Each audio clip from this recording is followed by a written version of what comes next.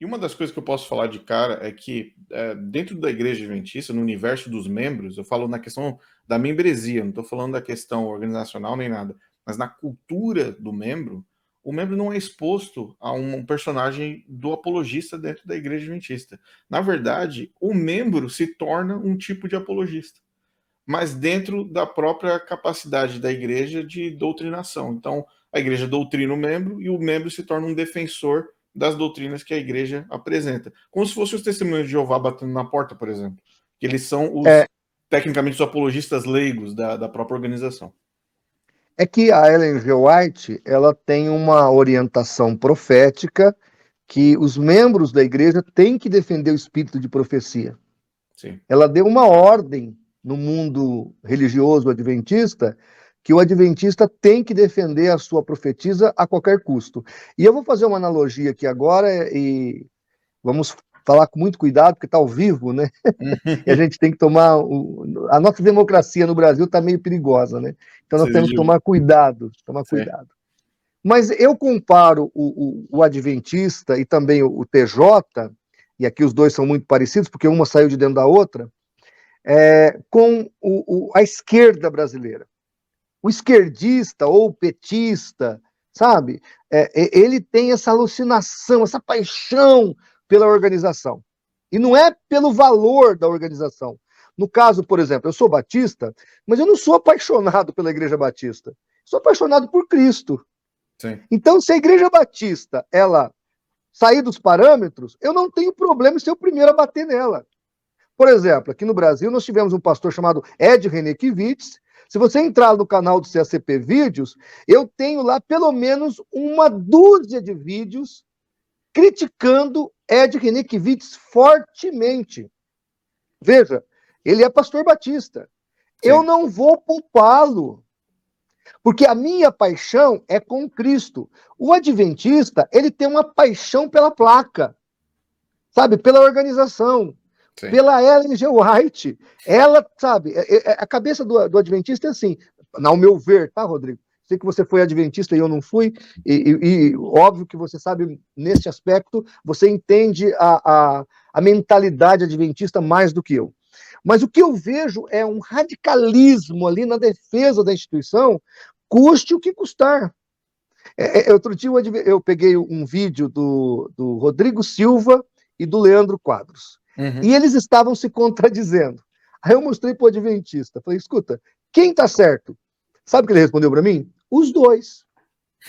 Eu falei, como está certo os dois? Se um está falando uma coisa e o outro está falando outra. Aí ele falou assim, não, depende do momento que ele está falando, porque você tem que entender o momento. Quer dizer, ele tenta fazer uma exegese dos caras, sendo que eles estão ali se contradizendo efusivamente. Sim. Efusivamente. E isso é uma coisa muito preocupante, porque esse jeito de ver a religião e a fé leva ao fanatismo, coisa que a reforma protestante demorou quase 1000 anos para libertar a igreja da mão do catolicismo. Sim, sim. E uma outra coisa também que, agora falando dentro do aspecto do adventismo, geralmente, por exemplo, eu nunca fui testemunho de Jeová, certo? Nunca fui mormon, por exemplo. Então, a minha perspectiva do mormonismo, da testemunha de Jeová, sem nunca ter participado daquela comunidade, é bem rasa, bem flat, né? Então, olha assim, eles são desse jeito, são daquele jeito. Dentro do adventismo, eu vejo, nós até fizemos um vídeo sobre os 4 tipos de adventista que tem no Eu canal. vi. E aquele vídeo é tão importante para as pessoas assistirem, porque ela quebra em vários pequenos grupos, 4 grupos, que são muito fáceis de você identificar. E esse lance que você falou sobre, olha, eu defendo a placa, eu defendo a placa, eu defendo a placa, não importa o que, isso está começando a mudar, porque essa geração está começando a desaparecer. E uma nova geração agora está vindo, que é uma geração que é, vamos dizer assim, que o pessoal chama de pós-moderno, né? O pós-moderno, o cara que é contemporâneo, o cara que faz perguntas, que questiona.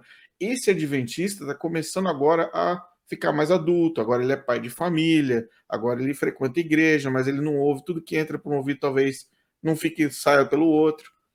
E esse conflito desses dois grupos que você mencionou e desse que está surgindo, está criando agora uma oportunidade para a Igreja Adventista chegar a um consenso sobre Ellen White.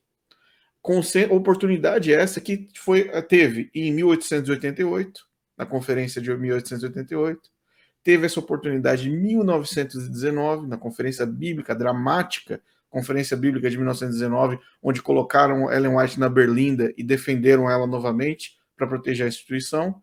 E, por último, com o nosso saudoso Dr. Walter Martin, em 1900... Walter Ré também, né? E Walter Ré também.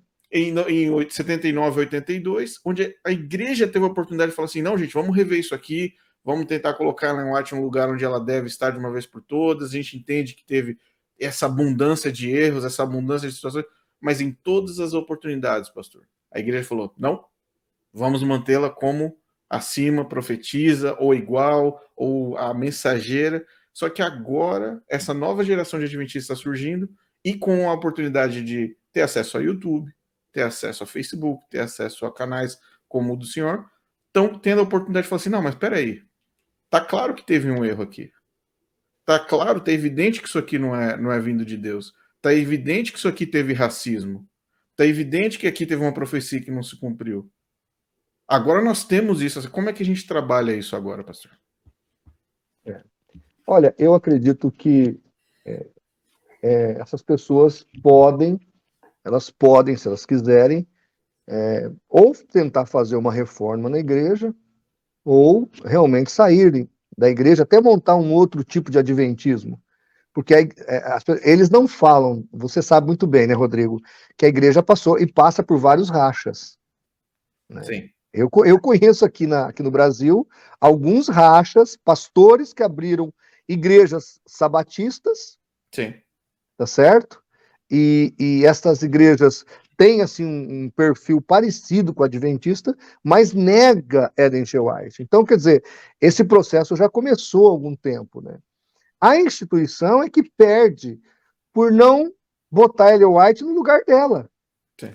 Se eles colocam Ellen White no mesmo lugar que os luteranos colocam Lutero, no mesmo lugar que os presbiterianos colocam Calvino, no mesmo lugar que os metodistas colocam John Wesley, se eles fazem isso com Ellen White, minha opinião, a igreja adventista tinha tudo para melhorar.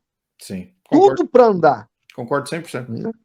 Mas, infelizmente, às vezes acontece essa intervenção fantasiosa, fanática, e, infelizmente, isso acaba não acontecendo, né?